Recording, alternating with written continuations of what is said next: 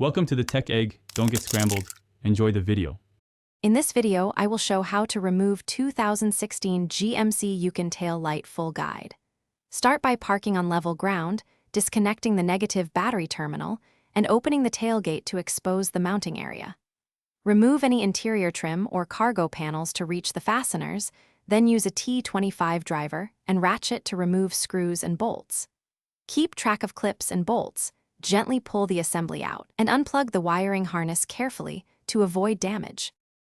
Begin by locating all visible screws and bolts holding the tail light, then remove them with the appropriate tools. Pry away interior panels slowly with a trim tool to avoid breaking plastic clips and revealing hidden fasteners. Once bolts are removed, wiggle the tail light assembly gently to free it from tabs and seals. Be mindful of the wiring harness and any adhesive seals, and set the assembly on a soft surface to prevent scratches. If you're finding this guide helpful, please subscribe and like, it really supports the channel. Quick recommendation: I've been using the Oala water bottle during long repair days. It keeps tools and hands dry, fits cup holders, and keeps me sipping between steps. It's a small comfort that makes working under the tailgate easier and less thirsty. Check the description for the link and other deals, and now let's get back to the video.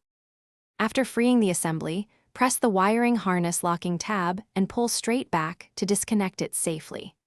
If you plan to reuse bulbs, twist sockets counterclockwise to remove them from the housing and transfer bulbs to the replacement unit.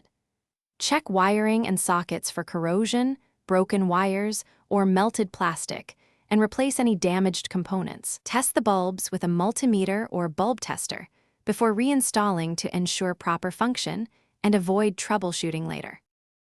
Thanks for watching. Consider subscribing if I helped unscramble your problems.